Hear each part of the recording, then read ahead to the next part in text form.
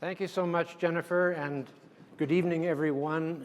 I really enjoyed today's proceedings. It's one of the more professional and diverse discussions on these subjects I've ever experienced, and I hope I can add to that for you this evening.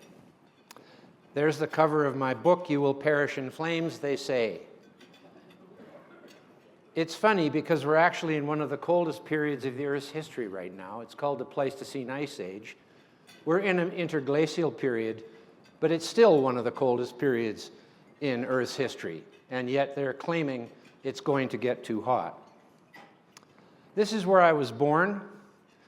This is 1952.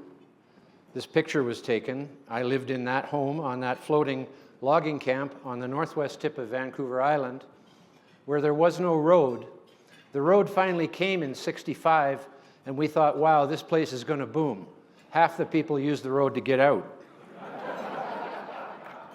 I was sent off to boarding school in Vancouver, where I soon learned city ways, enrolling in a Bachelor of Science in Forestry and Biology, and then a PhD in Ecology.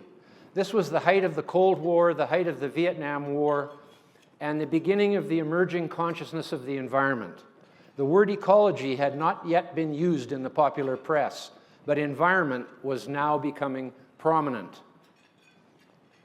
Here I am on my way. I can't seem to get it to go that way anymore. I'm on my way to Alaska on a boat to protest US hydrogen bomb testings. Here we are on that boat. That's the sail of the boat in the background. We're sitting on the whatever you call that thing below the sail. And that's me under the P in 1971. We look like a bunch of hippies. Well, it was the hippie era, but everyone in that photograph is actually a professional of one sort or another, either in early or later in their career, in engineering, in law, in myself in life science, and doctors and lawyers, and we all knew what we were doing. We stopped those nuclear tests in Alaska were stopped by President Nixon the following year, partly because of what we did. We had tens of thousands of people marching in the streets of the United States and Canada, joining arms at the border the day the bomb went off, closing every border crossing between the United States and Canada that day.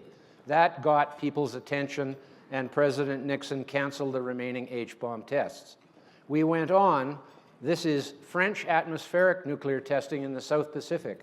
So in 1972 and 73, we sailed boats into the test site at Mururoa Atoll in French Polynesia. And to make a long story short, France stopped atmospheric nuclear testing in the South Pacific in 1974, and it never happened again. They continued to test underground for some years after, but they were not sending radiation all around the southern hemisphere ever again. This is me driving a rubber boat with my friend Fred into the first encounter with the Soviet factory whaling fleet in the North Pacific in 1975. We conducted 4 years of voyages into the Pacific. I was on all of them, the leader of the final 2, the navigator of all of them, from Vancouver to San Francisco to Hawaii and into the far North Pacific near Alaska.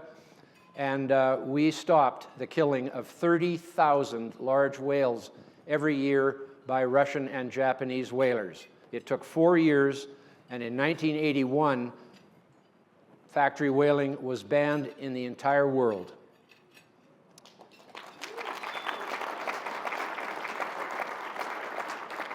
And whereas we were not the only players in the campaign to stop nuclear testing in Alaska by the US, we ended up being the main force against the French atmospheric testing, and we were definitely the leaders of this campaign, because the fellow who was studying the first captive whale got fired for various reasons. It's a long story. You can read my book, Confessions of a Greenpeace Dropout. But he came to us and said, you guys are the only ones who know how to go out in boats. We've got to go out and get in front of the harpoons and stop the whalers from killing the whales and bring the footage back. And when we did, it went worldwide. What we called then, well, it was viral basically, and it went worldwide, and that's when Greenpeace became famous all around the world for stopping the killing of, these are the fleeing whales that we were following in front of the harpoon. Here I am sitting on a baby seal off the east coast of Canada. They were killing 250,000 pups, still nursing at their mother's breast. You don't do that with mammals. And I never saw, I should have that clip in here, I never saw anything so distressing as the mother seal coming back after its cub was clubbed and skinned, after it had been chased away by hitting it with the club. It came back and put its chest over the skinned pup and cried. It actually, I mean, mammals can cry, and these mother seals were crying. It was not about endangered species. This was about basically morality, and we ended that. It took 4 years to do it. Why did I leave Greenpeace after 15 years? The overall philosophical reason was because the green was all that was left. The peace had been dropped. We had a strong humanitarian orientation in order to end nuclear war, to save civilization, in other words, people, from being destroyed. But as time went on, just because of the evolution of the situation, I don't know what, they lost that. And now humans were being described as the enemies of nature, the enemies of the earth. And I know as an ecologist that humans are part of nature, came from nature, and are no more not part of nature than any other species. And that it is wrong to tell our children that we are separate from the rest of nature, as, in a philosophical and even, you could even say, in a religious sort of way. They are peddling junk science for donations today, and the real tip of the spear, though, was I was the only director of Greenpeace International, there were 6 of us, who had any formal science education. My fellow directors, because chlorine can be toxic, and because DDT and PCBs and other chlorinated hydrocarbons were the target, they just said, well, chlorine is the common denominator. Let's have a campaign to ban chlorine worldwide. I tried my best to convince them first. I said, like, chlorine is one of the elements in the periodic table, you guys. It is actually the 11th most abundant element in the Earth's crust. But more importantly, it is also, using chlorine compounds was the most important advance in public health in history, putting it in drinking water, swimming pools and spas, etc. And not only that, our medications are 85%, our pharmaceuticals are made 85% with chlorine chemistry, and 25% of them actually have chlorine in them. And so I just could not stay, so I had to leave, because they were going that way. This is where I live today. That's the view from our balcony in Comox, British Columbia, Vancouver Island, taken about 2 months ago. The snow is now finally leaving the mountains, but it's still on the tops. That's the Comox Glacier on the left there. It is one of the most beautiful estuaries in the world. This is an estuary of the Comox River, where there are so many thousands of wildlife, of sea lions and whales and ducks and geese and swans. You would not believe it. Anyways, into the real thing.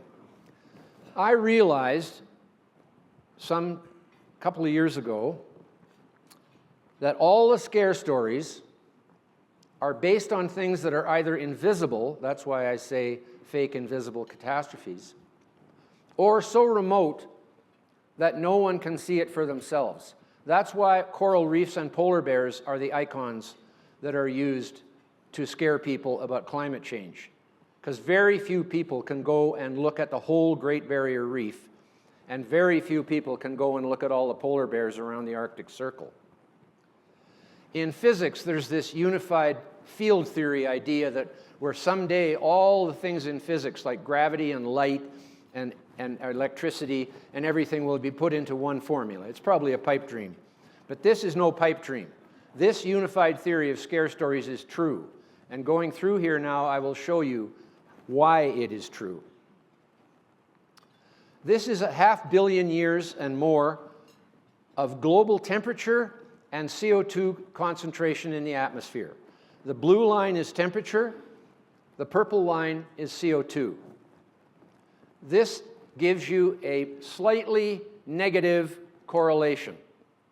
There is not a positive correlation between CO2 and temperature over the long-term history, and this is only the last 500 million years. There were 3.5 more billion years before that, or 3 billion years where there was life before that.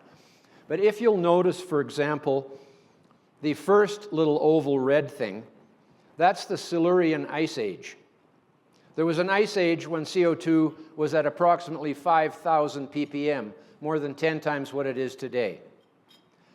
Then the next one, the Karoo Ice Age, in the Carboniferous period, coincided with a drop in CO2, but the Carboniferous period was when forests formed. And this resulted in at least an order of magnitude more carbon in biological systems. When the forests grew, before that, everything was flat on the ground or in the ocean, and when forests grew, they sucked a huge amount of carbon out of the atmosphere. Now, why that CO2 depletion continued is too long a story for here, but I think it had to do with the fact that there was no enzyme that could digest lignin, and it took until an enzyme named Mycetes, I think it's something like that, figured out how to digest lignin, and then CO2 went back up again because all the dead trees ended up being eaten by these funguses. It's far-fetched sounding, but nobody else has an explanation for it. Look at the big red circle. This is 200 million years. That ice age, the Karoo, lasted for 100 million years. It's a logarithmic scale showing when you get closer to the present, it stretches out more, so you can see what's happened closer to the present. But that is 200 million years, where CO2 and temperature were totally out of sync with each other. When CO2 goes up, temperature comes down. When temperature goes up, CO2 comes down. And CO2 has been coming down now steadily for 150 million years. There's a reason for that. And if you look at the very tail end, on the right-hand side, that little uptick is all we have done. We have not done more than that, but we have at least done that, which has ended the constant downward trend in CO2 in the global atmosphere. CO2 being the main carbon source for all life, in fact, the only carbon source for all life, and it went from 6,000 parts per million to, you'll see soon, 180,000 parts per million not that long ago. Here's the graph showing the present level of CO2, which we have created. It went down to 180 in the last glacial maximum, and the death of plants occurs at 150. So we came along just in time to reverse the constant downward trend of CO2. In other words, we have restored a balance somewhat to the global carbon cycle. We are the salvation of life, not its destroyer. Why did CO2 decline so precipitously for so many million years? These guys, marine calcifying species, all of which learned 500 million years ago from many different phyla to make armor plating for their soft bodies out of calcium carbonate. The carbonate comes from CO2. The calcium comes from calcium dissolved in the water from the rocks on the land with erosion into the sea. So they took those two things and made this armor plating just like a knight in armor put on steel to protect their soft bodies. It was a brilliant innovation, but it resulted in the continuous removal of CO2 from the oceans, which came from the atmosphere, but as the CO2 went down in the oceans, the equilibrium between the atmosphere and the oceans caused the CO2 to come out of the atmosphere into the oceans, and constantly down and down and down. 100 million billion tons of carbon, all of which came from CO2, are locked into carbonaceous rocks, limestone, marble, and chalk. The White Hills of Dover are the skeletons of the little coccolithophores on the left. They are microscopic plankton, phytoplankton. The foraminifera on the right, the holes in those, the holes in those gratings are just the right size for a coccolithophore to go in. They eat the coccolithophores. Then up the food chain it goes. Coral reefs are responsible for about 50% of the sedimentation, the sequestration. You talk about sequestration, they're saying they're going to bury the CO2 from the coal plants in the ground. These guys have been burying CO2 for a long, long time, way more than we could ever do, and it's stupid to do it anyways, because raising the CO2 up another double or triple times would be good for life. This is the last 65 million years since the dinosaur extinction. The Eocene thermal maximum, which you saw, well, it takes time for, which you saw here at the very peak there on the right. So I'm showing you now that last 50 million years of cooling. We are at the tail end of a 50 million year cooling period in this Earth. There's no question of this. This is absolutely true. At the tail end there, where you see Pleistocene Ice Age on the right, that is where we are now in global temperature. Nobody talks about anything before about 1850. They don't want to talk about 1 million years ago, or 10 million years ago, or 50 million years ago. It doesn't fit their narrative, because this is a fact. Here's the last 5.5 million years as the climate descended into the Pleistocene Ice Age, which is arbitrarily designated at 2.6 million years ago. Note how many cycles there have been in the Pleistocene. People are fooled into thinking that the end of the most recent major glaciation, glacial advance, was the end of the Ice Age. The Ice Age has had over 40 of those, beginning with 41,000-year cycles and now 100,000-year cycles. The switch is called the Pleistocene conundrum. Nobody knows why it's changed from the tilt of the Earth Milankovitch cycle to the 100,000-year orbit of the Earth's eccentricity cycle.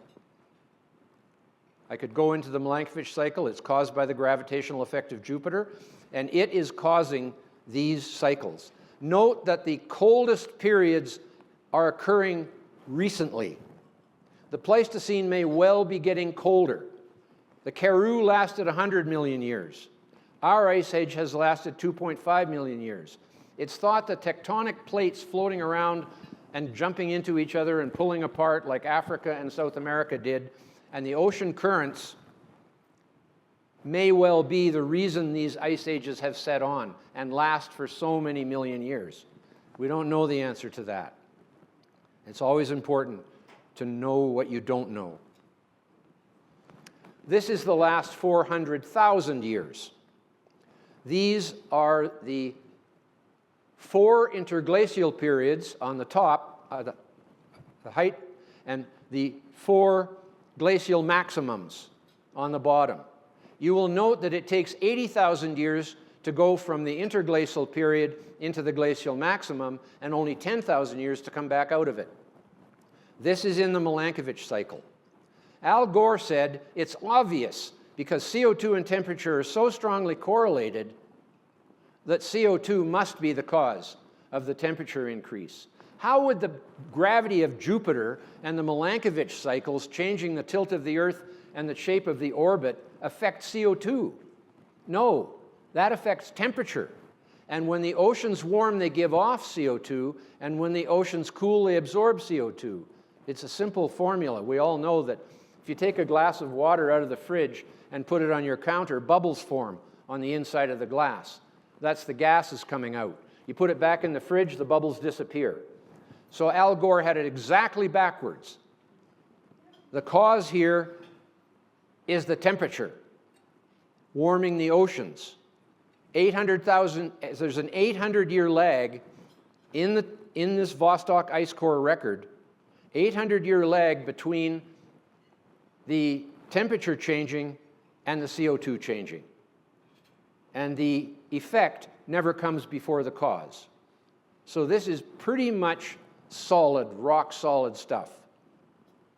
It's temperature. Look at where the CO2 has gone. I'm sorry I can't use my pointer effectively. I wish I was able to. But see where it says at the very end there, the year 2020, we're at 415. Now it's 420 ppm. The temperature has not followed the CO2 up because the temperature is, the CO2 is going up because of our emissions, but it is not causing the temperature to go up. Okay, coming even closer to the present, as you'll notice, I just keep coming closer to the present.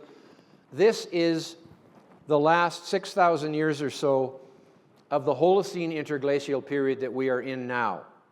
So yes, the temperature is going up now. It has been since 1700, when the Little Ice Age came to its lowest temperature. But it has been cooling in fits and starts.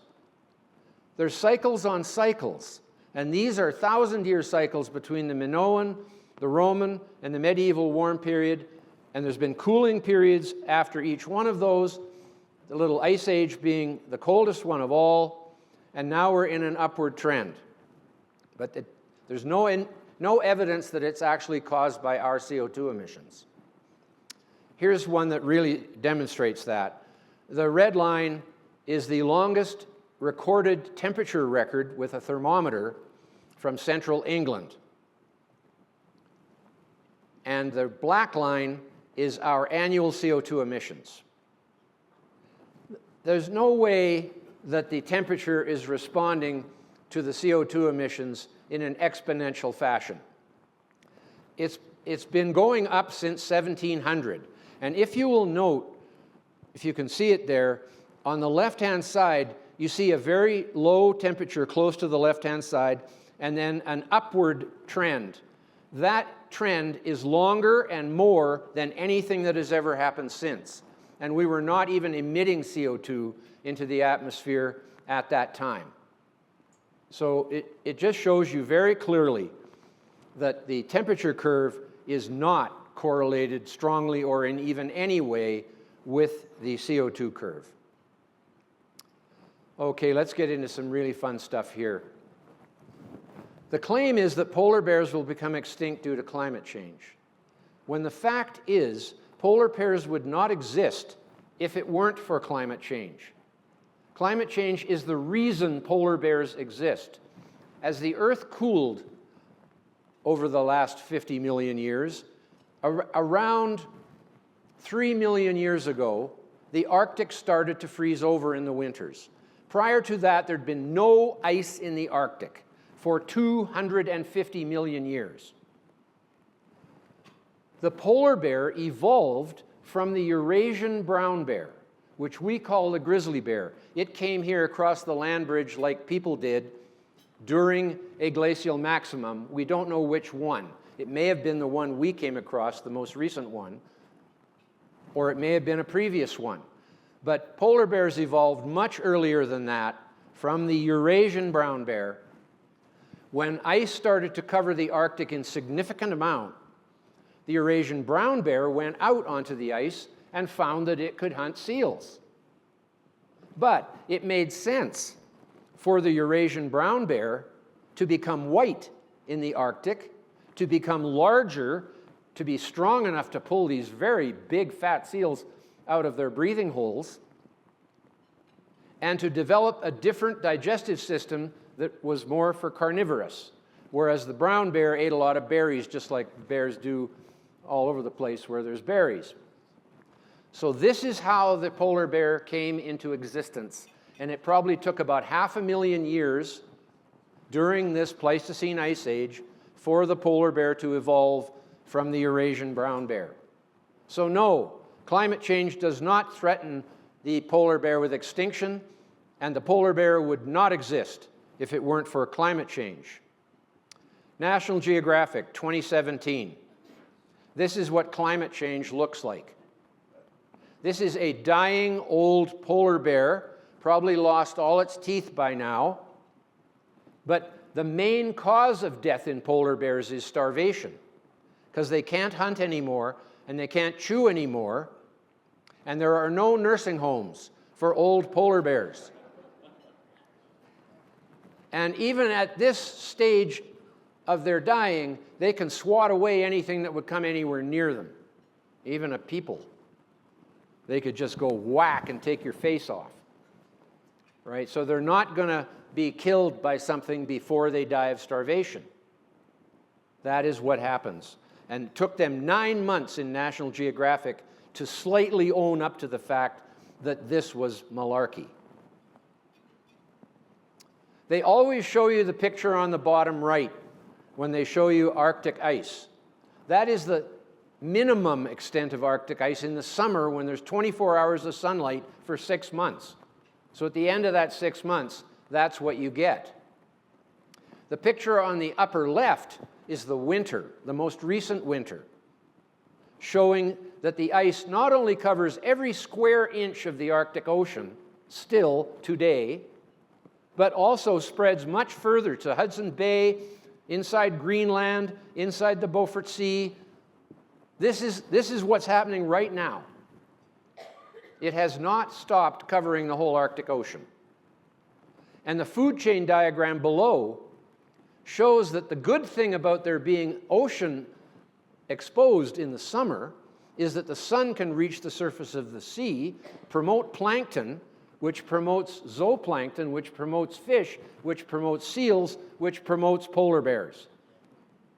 How many of you have heard of the international treaty that was signed by all 5 Arctic nations in 1973 to end the unrestricted hunting of polar bears? 2, 3, 4, 5. They never tell you that.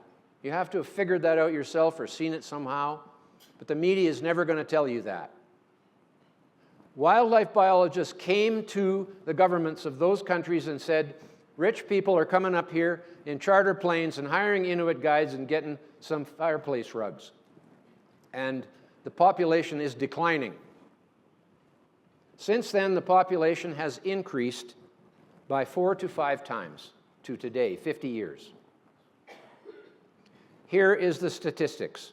1973 population, 6,000 to 8,000. 2020 population, 30,000 to 50,000. These are the numbers from the people who are counting them. And so what do the polar bear activists, scare story people say now? They'll be extinct by 20,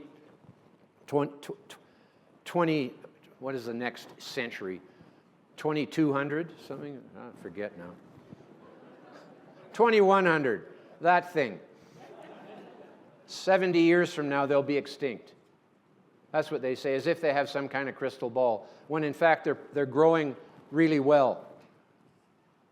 Here's what the Inuit people, Nunavut is the name of the treeless area of Canada in the northeast, including Baffin Island and northern Quebec, where there's no trees. That's where the polar bears are. The Nunavut people have a government in Iqaluit, which is on the south of Baffin Island, and they have passed a polar bear management plan 2 years ago because there's too many bears. They're breaking into their houses and killing their people. The media did not cover this in Canada and the United States, that the Inuit thought there was too many polar bears and they passed a polar bear management plan allowing people to defend themselves from polar bears. The only place it was reported was in a town in Nunavut of 1,600 people. The many millions of people didn't hear about this any more than they heard about the 1973 treaty, which has been enforced thoroughly since then. That's why there's 30,000 to 50,000 polar bears now. Okie doke, we come to the Great Pacific Garbage Patch. This is one of my favorites. If there's anything that's remote, it is the middle of the Pacific Ocean. This one says there's actually 2 Great Pacific Garbage Patches. But this is a fake image. This isn't a photograph. It's just a internet fake image. Here's another one. It looks like the Great Pacific Garbage Patch is actually pretty near as big as the lower 48 states. And another one. A new continent, plastic nation, has emerged and threatens to kill the oceans in less than 10 years. With plastic, it's going to kill the oceans? Why do we put all our food in plastic? To keep it safe from contamination. That's why. Because it's non-toxic. That's why. Does it suddenly become toxic when it goes in the ocean? Of course not. Yet this is what they tell people. Well, how about this? Now, there is part of the Great Pacific Garbage Patch, it says below. This is actually what happened when the Japanese earthquake killed 20,000 people in a tsunami and sent towns into the sea in rubble. This is not the Great Pacific Garbage Patch, but they portray it as such. Here's the Great Pacific Garbage Patch. This is a German satellite composite photo taken over a year of the whole Pacific Ocean. I think you can see Hawaii there. It's not twice the size of Texas. There is no Great Pacific Garbage Patch. It is non-existent. And this is what really is going on. Fishermen are throwing discarded gear that is damaged overboard. It took 48 days between California and Hawaii to get this much stuff. It would be easy to solve this problem if the environmental community met with the international fishing community and tried to figure out how to get them not to do that. Now, it's not easy because fishing boats only have so much room on them, and they want to save the room for fish and ice and stuff that they need. They don't need damaged nets and gear. So, but there's got to be a solution to this if you want to bother with it. But let me explain a little bit. Like, nets are not a good thing because they can catch fish while they're drifting in the ocean and no one gets to eat the fish and the fish die because they get caught. So that would be a good reason to at least make sure nets, which are meant to catch fish, are not thrown in the ocean. But this is not a Great Pacific Garbage Patch. Greenpeace says this crab is trapped in the cup. No, it's using it for habitat, for shelter. That's why it's in there. The reason plastic is different from driftwood, which everybody thinks is fine, all this driftwood floating around in the ocean, it provides habitat too, but it isn't shaped like a cup or a bottle that has an opening in it that a fish can go in and hide and be protected. So plastic actually offers more opportunity for biodiversity in the ocean than wood does. And it's not toxic. It is the opposite. I took this picture on a beach near my place in Winter Harbor. These are pelagic gooseneck barnacles. They love that plastic float because they can attach themselves to it and float around the ocean for a few months and then wash up on the beach. What's wrong with that? Here's my least favorite person.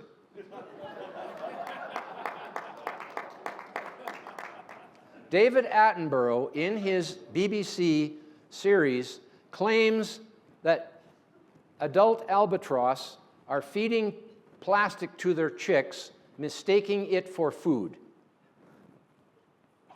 Here's one of his gang showing a plastic bag that she claims was fed to a chick and then regurgitated later.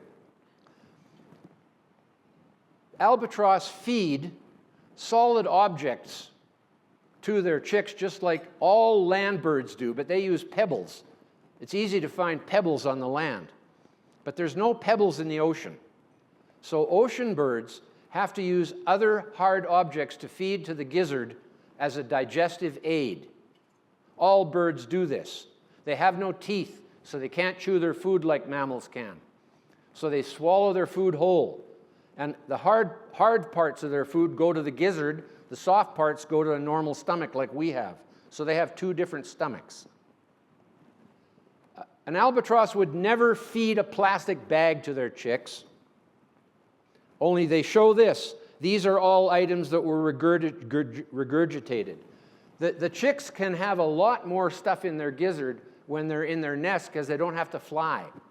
Before they fledge, they barf up most of it. But they're pretending this is it, this glove on the right there. Albatrosses don't feed things like that to their chicks. This is the kind of thing they give their chicks. You can see that these bits of hard plastic have been very selectively chosen from the sea. And these bits of hard plastic are the same as giving them squid beaks. When albatross feed their chicks squid, the beak is retained after the squid is digested to act as part of the grinding mechanism for the hard bits of food. And they feed them hard bits of wood that are the right size. They feed them pumice after there's been an undersea volcano. They really like that because it's abrasive and in the right size. It's a really good thing. All these things wear out in the gizzard eventually because they're grinding in there. So they have to keep, all adult albatross and other seabirds have to keep ingesting hard objects all their lives, just like land birds do.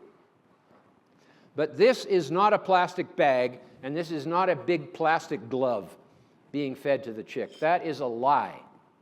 No, albatross are not that stupid. They know what they are doing when they feed these bits of plastic to their chick. 60 years they've been doing this. The albatross population, I should have put the graph in here, has grown exponentially since 1900 when they ended the feather trade. It used to be that people went out to the islands where seabirds were and killed them and stole all their feathers for ladies' hats and stuff. And that ended, and the seabird population in all these islands has extremely increased since that time. So this is said to be on the internet the plastic that was in the gizzard of a albatross chick. Their gizzards are not that big. This is totally staged, and it's all over the internet. Totally staged. That sharp pink thing in the middle there, they would never feed that to their chick because it could pierce the lining of their gizzard. They feed them things which are smooth and small. This is a big change of pace here. Everywhere in the world, garbage is produced. Municipal solid waste, as they euphemistically call it. Much of it can be recycled. All the glass can be recycled. All the metals can be recycled. That's no problem. But the combustible materials, plastic, paper, and wood, only some of them can be recycled. United States and Canada each put more than 50% of their municipal solid waste into landfills. In other words, dumps. Nothing good is done with them. Waste-to-energy plants, there's one in Minneapolis, St. Paul, there's one on Long Island, and there's a few others in the US. But in the US, they're very rare because the Greens are against burning things. They're actually against fire. If you analyze what they're against fire, which was the very beginning of human civilization as far as I know, right? But what they do in Europe, there are over 700 of these waste-to-energy plants, state-of-the-art pollution control, taking the combustible waste, wood, paper, and plastic that is not suitable for recycling to make energy, and 4% of all their electricity in the EU comes from waste-to-energy plants. Here is going from Western Europe to Eastern Europe from the left to right. Note that in many of the Western European countries, they basically use all their combustible waste, either recycling the green or waste-to-energy, the orange. As you move more into the Eastern European countries, the landfills in the red go up. There is no reason why they couldn't do exactly the same thing that the advanced Western countries, Sweden, Finland, Norway, Germany, France, etc., are doing. And there's no reason why we couldn't do that too and get some use out of this stuff that we dump on the land and bury. One of the reasons for this is that land is expensive in Western Europe, and therefore it makes more sense to do this, but it's also because people are more enlightened and decide to do this. Here's the biggest waste-to-energy plant in the world being built in China right now, 168 megawatts. So about, compared to a big nuclear plant, they're about, close to 20% more than that, 20% of a big nuclear plant from one facility. I won't spend long on this. I wish I could because I have a long story to tell, but it's a whole presentation in itself. GMOs. Speaking of fake invisible catastrophes, what is the bad thing in GMOs? They're saying there is. Why wouldn't you eat them if there wasn't something bad in them? Why? I don't know if I said that right, but you know what I mean. The reason they can't tell us what's the bad thing is because it doesn't exist. It's not only invisible. It doesn't have a name. Everything has a name, if we know about it. Everything has a chemical formula, even if it's complicated. There is no name for the bad thing in GMOs, and if you get into a debate with these people, eventually they just go, Monsanto! As if that's the bad thing in GMOs. That's the end of that discussion.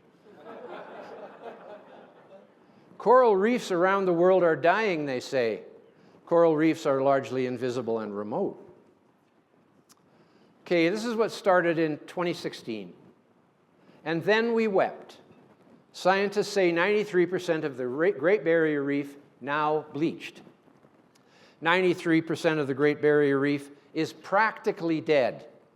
Study. Over 90% of the Great Barrier Reef suffered from coral bleaching. You may note that none of these say that the reef is dead. The word dead is not used. Dying is not dead. Bleached is not dead. Practically dying or whatever is not dead. Then the next year, the Great Barrier Reef is now terminal. Great Barrier Reef at terminal stage. Scientists despair at latest coral bleaching data. The Great Barrier Reef is in its final terminal stage, as if there are other terminal stages before the final one. How many, I wonder? And terminal does not mean dead either. It means we're predicting you're going to be dead. Doesn't mean you are. So this is what they get away with. Oh, suddenly in 2018, Great Barrier Reef definitely not dead. Great Barrier Reef showing, quote, signs of recovery, as if they don't really want to say it. Coral reefs show remarkable ability to cover from near death. Well, this is bleached coral. Bleaching is a perfectly natural phase in the coral life cycle. Because the animals are translucent, they are a relative of jellyfish, and you know the jellyfish you can see through, that's what they're like. And there's hundreds of thousands of them in every little teeny hole in that calcium carbonate skeleton. They all knew at the same time to eject their phytoplankton, which is what gives them the color. Coral reefs are a symbiotic organism where there's an animal and a plant. The plant is the phytoplankton. It makes sugar for the coral animal, and the animal gives them shelter under their skin. They have very thin skin, so the sunlight can go through their skin and photosynthesize and give food to the corals. But every once in a while, when environmental conditions change, and it's either cold or hot, we don't even know why they do it. They just eject all their phytoplankton, and later on, they bring it back again, very often a different species of phytoplankton. They all know which phytoplankton species to absorb, as well as to eject. So somehow, that structure, which has tens or hundreds of thousands of coral polyps, the animal, in it, can tell each other which species of phytoplankton they're going to absorb next. Bleaching of coral is not like pouring bleach on your clothes. It is not like the bleaching of the sun, causing wood to bleach. It is a completely different phenomenon. And so they use this word bleaching. Now, you would think that scientists and environmental reporters might know what I just told you, but they pretend that they don't. The world's warmest seas are in the Coral Triangle. I'm sorry, I had to translate this into PowerPoint from whatever I have in my Apple, and the thing at the bottom there got screwed up, but I'll just tell you what's going on here. That triangle is the Indonesian shallow oceans at the equator. They are protected from the cold water from north and south, especially from Australia protecting them. They have the highest biodiversity of corals by far in the world, over 600 species. The only place where there are soft corals that wave in the sea. They don't have hard skeletons. They still have calcium carbonate, but it's not connected like a branch, the way that the hard corals are. And it has the highest biodiversity of reef fish in the world, too. This is a sanctuary for the shrinking of coral reefs in the 50 million year cooling period from the Eocene thermal maximum. Caribbean, 50 million years ago, had twice as many species of corals as it does today. But it's cooled. It is the second warmest ocean in the world, the Caribbean, protected by North and South America, north to south, from cold water. So how can you say then that warming the sea, warming the climate, was going to kill the coral, when the coral actually has demonstrated very clearly that it likes the warmest oceans in the world? I'm sorry, it cuts off the top of my slides, this system, but the top slide is all marine taxa, 13 phyla. Note that the coral reef area, the Indonesian area, is by far the highest biodiversity, 3,409 species in there. Note that coastal fishes are of highest biodiversity there. Note that corals are by far, this is the real clincher, they have shrunk into that area while the rest of the world's oceans cooled over and we're in the Pleistocene Ice Age. That's why they shrunk to there. I don't think you need more proof than this. Yet the author of this paper allowed himself to say that I had interpreted his data incorrectly, somehow. He did these graphs, but he told a reporter that I had interpreted his data incorrectly. This is where I've been twice now with my wife Eileen to 10 to 14 day snorkeling excursions in the Coral Triangle. It is the most amazing thing you would ever see in your life. If you're not a snorkeler, or if you are a snorkeler, you should do this, because it will change your whole perception of life and the earth and biodiversity and color and everything else. It is just too amazing. The last sort of environmental point here, this is again our good friend Sir David Attenborough, claiming that walruses committed suicide because there wasn't enough ice. He did actually do that in one of his series. The fact is, a pack of polar bears, these are the polar bears, there's a small town on the north coast of Russia where this happened. And he knew it was the polar bears that had caused the walruses to fall to their death, because they were going to eat them alive. And this is the colony of polar bears, where he says there wasn't enough ice. The north coast of Russia always becomes ice-free in the summer. Polar bears are a coastal species. They dig for clams in the mud. They can't dive further than 300 feet, so they can't be out in the deep sea. They can't follow the ice north as it melts. This is a designated walrus sanctuary, and David Attenborough said the only reason they went there is because there wasn't any ice. Why would it be called a walrus sanctuary then? They've been going there for hundreds of years, maybe thousands. But you see that cliff before the ones on the top? Polar bears have been protected, and so have walruses. And their population has just exploded in the Arctic Sea because of that. And now they can't even fit on their lower level there. So they went up, waddled up to the top, where they are now above a cliff. Attenborough said it was 80 feet high. It's actually more like 30 feet high. But the polar bears were coming from behind. Here's showing that it is true that polar bears eat walruses. And this is the film crew filming the walruses falling off the cliff. Well, you can see out there, there's where they're feeding. They're feeding in less than 300 feet of water offshore. And he said they committed suicide. Okay, a little change of pace here. I'm getting closer to the end now. Nuclear energy is too dangerous and should be banned. This is the aftermath of the Chernobyl accident.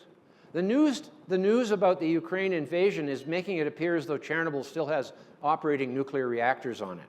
It does not. The last one closed in 2020, and they're mothballed.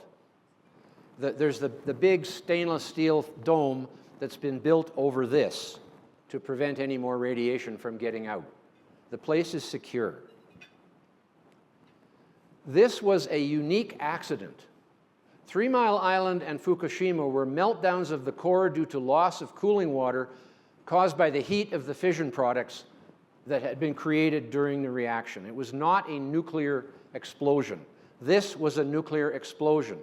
In other words, critical. It was a slow one in terms of atomic bombs, but it blew a 2,000-ton lid right off this reactor, killed one of the reactor operators, and 59 to 60 or so people died as a result of this, mostly firefighters who worked for 10 days to put the carbon moderator out to stop the fire in the carbon.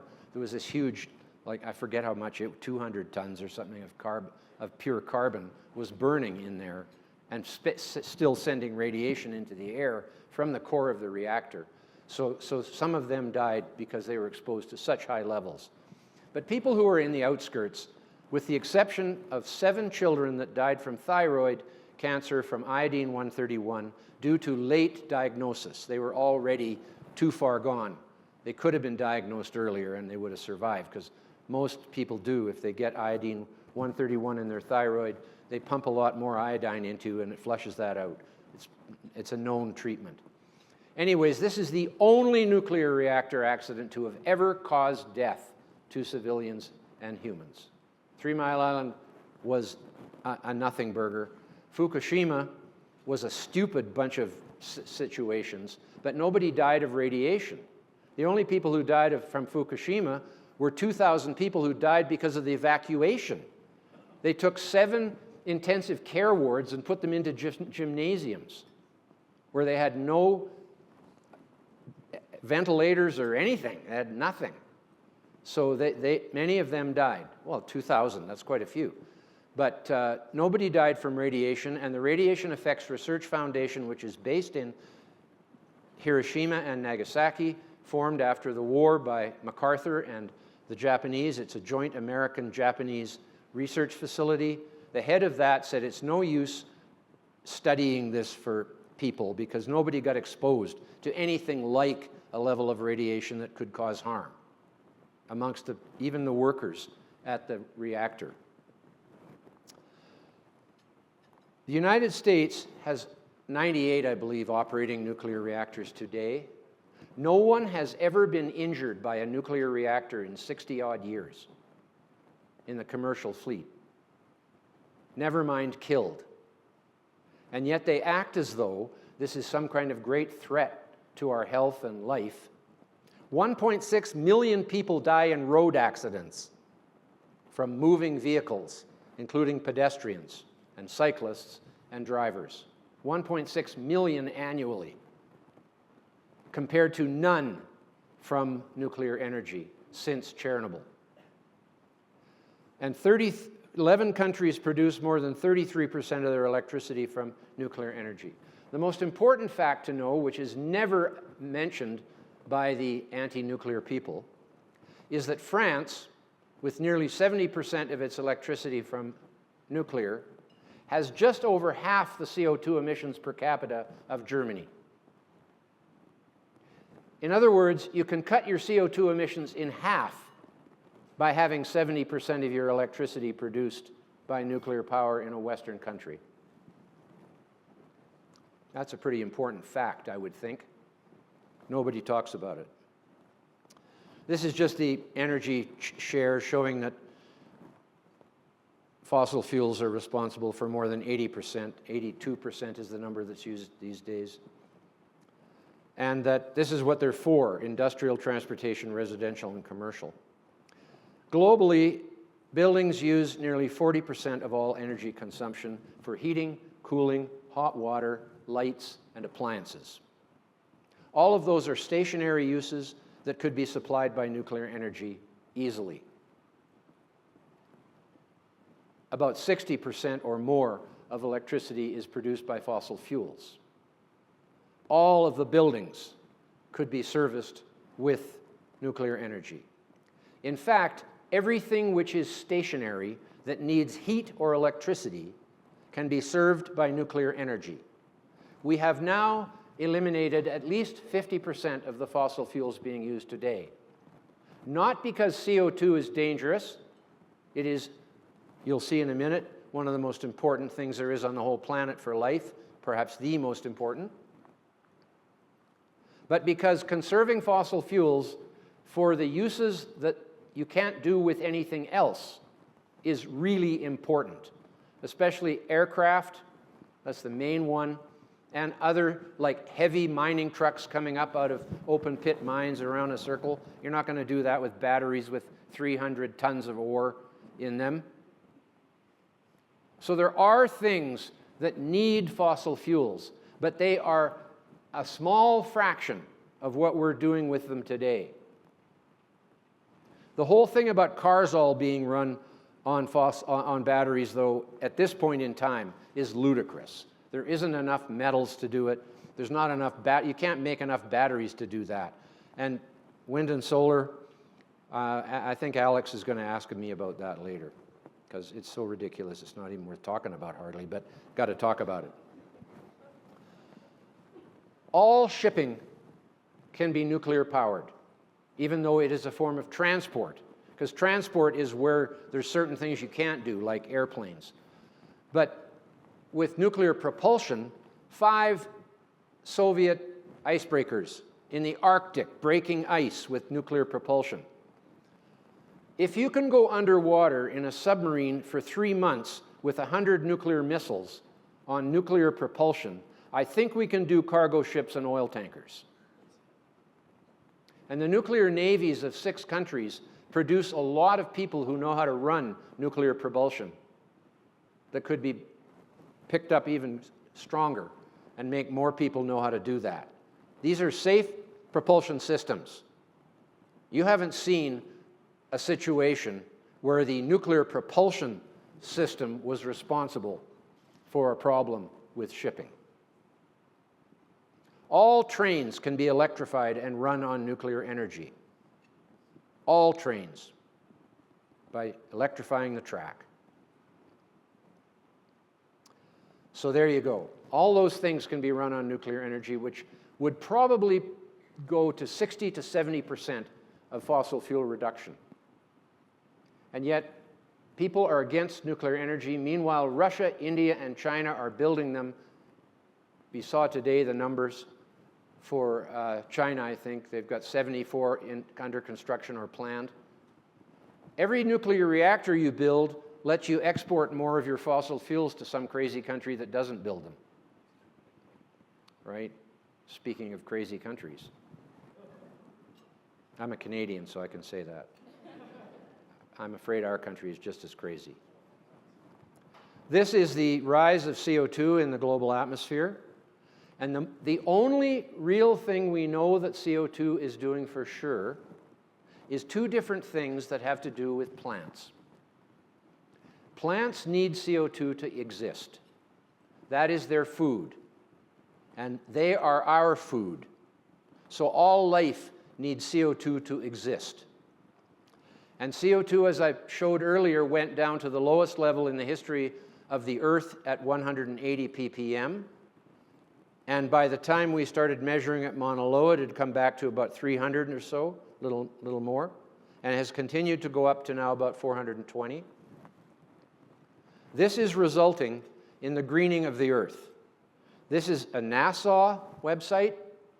An international team of 32 authors from 24 institutions in 8 countries clearly shows the positive effect of more CO2 in the global atmosphere. This was where it was first broken in 2014 by the CSIRO in Australia, where they studied this. And you can see, interesting here, this really shows that the greening occurs more in the drier areas than it does in the wetter areas. It results in a larger increase in growth in the dry areas. That's because increased CO2 not only gives the plants more food to grow faster, but it also makes them more efficient with water, because now they don't have to have so many holes under the leaves, called lenticels, to absorb the CO2 into themselves, and therefore they lose less water, because that's where the water comes out.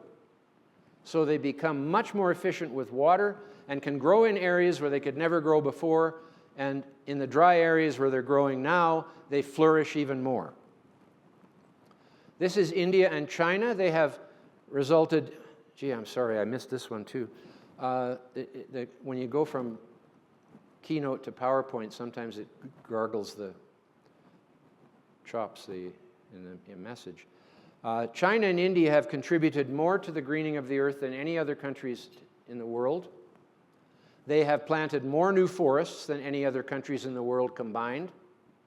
Their crop production is larger than anywhere else in the world because they have more people to feed than anywhere else in the world. And therefore, they are the 2 greenest nations on Earth today. Time for questions. I'm almost there. This is what greenhouse growers do. They purposely pay to put more CO2 to greatly increase plant growth and productivity in their greenhouses. Yeah, I'm only 2 slides away. Just want to say here, fossil fuels are 100% organic, as in the scientific meaning of organic, as in organic chemistry, which is the chemistry of carbon, in other words, the chemistry of life. All other chemistry of other elements is inorganic chemistry. All fossil fuels were produced with solar energy from photosynthesis, combining H2O and CO2, and when burned, produced the primary foods for life, H2O and CO2. It's the largest storage battery of solar energy on Earth. And I just added this last slide, which came to me today, just sort of popped in my head.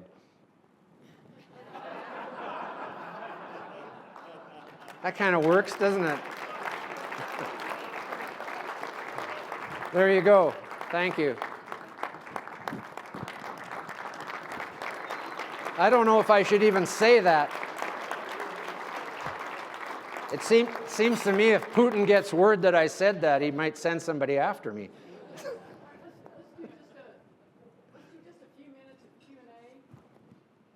A few minutes of Q&A with Alex Epstein. Alex, welcome back. Come on, Alex. I'm sorry if I carried on too long, but I just can't help it. So Patrick told me in advance he had a good Ukraine joke, and I didn't believe him, but he was right.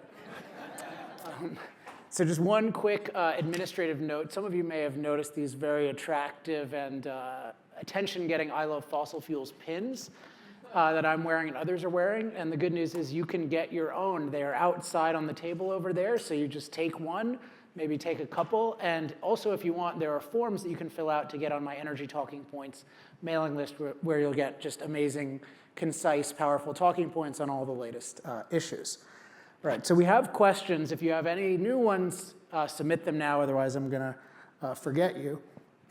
But so we got a lot of good stuff. But I'm going to ask one myself first. So one of the things I really appreciate about Patrick is he has this amazing curiosity, I think even reflected by the fact that he was in all the sessions today thinking about it. And I'm just curious, where does that come from? And also, how do you how do you keep it going over time, like being a lifelong learner? Because I really admire that, and I'm curious how to get more of it myself. I have a deep lust for logic and information. I really like to know how the world works. I like to understand cause-effect relationships and the difference between them and not cause-effect situations, which is the key to science. I mean, science is a process. They talk about the science as if it's a thing. But science is actually the process of discovery that begins with observation. That's why the fake invisible catastrophes and remote things, they use those things to trick us, because they can't see it. They can't see the CO2, they can't see the radiation, they can't see the polar bears, they can't see the coral reefs. So they're easily tricked into believing these scare stories. Because for some reason, people want to believe in the danger of the future. And so they burn witches at one time, and now they call us climate deniers. That's a better outcome, as far as I can see. And I just have a thirst for knowledge. It consumes me to really understand that, because it starts with observation, it continues on to verification, where the observer makes sure it wasn't a fluke by repeating it over and over again in their own lab or wherever. And then it goes to replication, where they let it out to the general science community to see if they can produce the same result as you did. And if they can, you have a hypothesis which may become a theory. It's as simple as that. Methodology usually takes up about 3/4 of a science article, and that's usually about trying to figure out how to keep the other variables from influencing the two things you're trying to see how are related with each other. But the fundamental process is observation, verification, replication. And in that sense, it's a very simple procedure. But people confuse science with policy all the time now. As a matter of fact, I think they think policy should drive science, and that's what's happening. The silent part of this whole conspiracy is the politicians funding the scientists. All the climate science is coming from politicians, not from private corporations who actually are trying to make something better that people might want. But what the politicians want is a scare story that they can put fear. You're driving down the highway in your SUV, you're afraid you're killing your grandchildren. That makes you feel guilty. So you open your wallet and send Greenpeace a big check. The megaphone is the media and the activists. They take these studies which start with something like, a new study suggests, as if suggests is a scientific word. And just watch out for that sort of stuff, because they're always trying to pull the wool over your eyes with these things. There is no hard evidence that CO2 has any role in the warming period that we've been in since 1700. I'm not saying it might not have some influence, but it isn't very important, because it isn't going in an exponential curve or anything like that. Michael Mann and his hockey stick is total fakery. But because we've seen what's really happening. So yeah, that's my excuse for being so inquisitive. Follow up on that, and this incorporates another question, is, it seems like a very stark contrast to others, like the genuine interest in cause and effect wherever that leads. What I usually see is a pseudo interest in cause and effect designed to advance people's agendas. So like, hypothetically, if someone wants to understand why an almond farmer leaves California, they want to do it to say, oh, CO2 is screwing everything up versus California's regulations are screwing everything up. Are there any other ecologists or life scientists like you who are really interested in cause and effect wherever it leads, whether we're at fault for something or not? Because I would love to read them. And then the related question is, you've been saying some new stuff that's not even in your latest book, so are you working on a new book? So we want people like you, and then are you going to write us a new book? No. I'm going to update my book titled Trees Are the Answer, which was my first book, which was before the electronic age. And so it was only in a paperback printed in Hong Kong. But it sold about 50,000 copies amongst the forest industry. And it is a book which balances preservation with forestry. And there's all kinds of people who are totally opposed to forestry, as if, I don't know what we're supposed to build our houses with, but And then there's people who are totally for forestry. And there is a way to bring a balance to that. One of the chapters in it, one of the early ones, is called The Comparative Aesthetics of Landscapes. People think that a wheat field blowing in the wind is beautiful with the sun on it, when in fact it's a totally deforested area with exotic plants. Whereas if they look at a recent clear cut, they think it's ugly and horrible and destructive, when in fact all the seeds of all the plants that were growing in there are waiting to germinate in the ground and put a new forest up. It's just the way the world works. So beauty is in the eye of the beholder is part of all of that. And people have incorrect judgments from the aesthetics of what they see. We don't like jumbled up messes, but nature is best as a jumbled up mess rather than being a pavement. People think an asphalt parking lot with nice yellow lines on it looks prettier than a clear cut. And there's nobody chaining themselves to the trucks that are dumping the asphalt on the land to build a highway. They're chaining themselves to a tree somewhere. So it's all about that sort of thing. And what I say is that trees are the answer to a lot of questions about our future on this planet, ranging from the most practical as to what is the most sustainable and renewable thing to build our homes with, to how can we conserve biodiversity, which lives in forests. Most of the species live in forests either full-time or sometime. And how can we have clean water and clean soil and clean air? Forests clean the air, they clean the water, they strain the water, they make the dirt. People think trees eat the soil. No, the trees made the soil. They're not consuming it. They are making it. They're consuming the CO2 from the atmosphere and the water from the rain and the nitrogen from the bacteria that bring it from the air as well, and a few of the minerals that have come from the rocks. That's called the parent material in soil formation, soil science. And it's just a magical situation if you see it that way. And then it goes all the way to the most aesthetic of how can we make the earth more green and beautiful, and trees are the answer to that in many ways too. So that's what I'm doing. And then the next thing I'm going to do is a photo book of my journey around the world through Greenpeace times and all the times I've been overseas to Indonesia and the coral reefs and the jungles of Brazil and the falls. How many of you have seen the Foz do Iguaçu on the Argentina-Brazil border?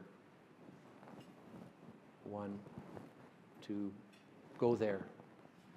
There's nothing more beautiful in the world. There's monkeys in the trees, there's birds everywhere, and it has no high-rises. You go to Niagara Falls, and there's 17 casinos, like in your backdrop that you can't even find a place to take a picture of it hardly.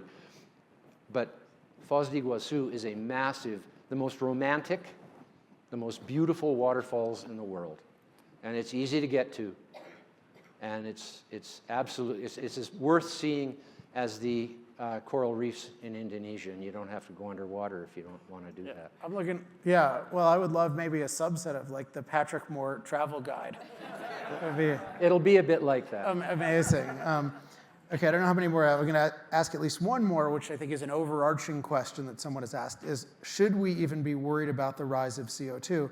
I've heard you say in an interview that you expect in the future that we will need to add CO2 to the atmosphere to sustain life.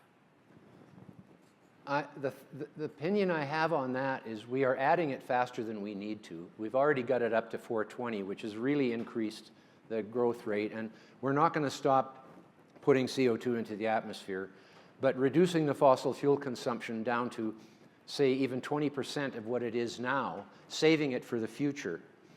Let me give you a clear example. Coal can be made into liquid fuel for transportation. That would be its most valuable use in the final analysis. You can't put coal in a pipe, whereas you can put liquid fuels and gas, like natural gas, in a pipe. But you can't put coal in a pipe. So liquid is really important. Sasol in South Africa, because they had no fossil fuels except coal, has built this massive place where they're turning coal into liquid fuel. But they're using coal as the energy source for the process, so they only end up with 1/3 of the coal being turned into liquid fuel, because they have to use heat to make the coal hot, and then they have to get hydrogen from another 1/3 of the coal to hydrogenize the remaining coal and end up with 1/3 being turned into liquid. With high temperature nuclear reactors, you can get 100% of the coal turned into liquid fuel.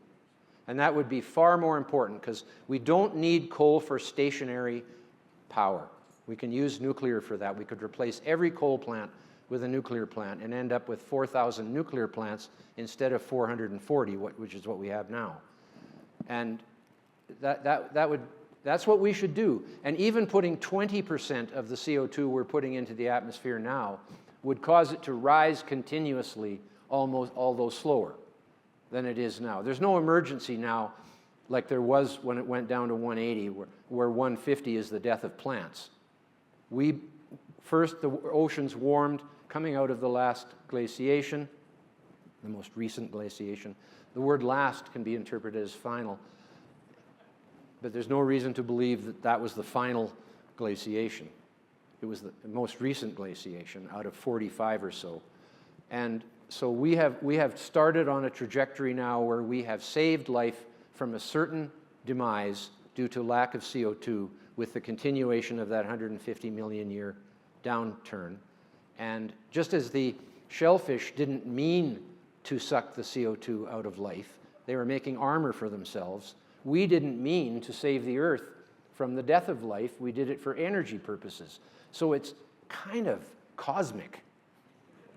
You know, both of those were inadvertent side effects of what life did, except we were the life that saved the world. And the shellfish, I don't know what we should do about those evil shellfish out there. Yeah. They nearly killed us. That's true. I think we'll have a, we'll pardon them. Yeah. They didn't have a brain, for one thing. Do we have any more time? Or okay, so let me just say first, thank you. Thanks, Patrick, just personally for being a great example of a pro-human scientist. I always say this to you, but I always admire it, and I know everyone else appreciates this as well. And on a personal note, I also want to thank Jennifer in particular, because she asked me months ago, like, hey, you want to do some debates? I'm like, I would love to do some debates, but nobody's going to debate me. It's going to be so hard. And she really pushed forward. I don't know how many people she had to go through to get somebody to agree to do it. I think it was mostly people who didn't know who I was, and that's why they agreed. But in any case, I don't know if it'll happen in the future, but it will. Okay, well, I am super grateful to her for making that happen. And this is, I think, one of the best groups of thinkers that has ever been put together on this subject, in my biased opinion. So I'm really grateful to Steamboat for doing this, and also for getting all these students involved. So it's been a pleasure to participate, and thanks all of you for coming. Ditto.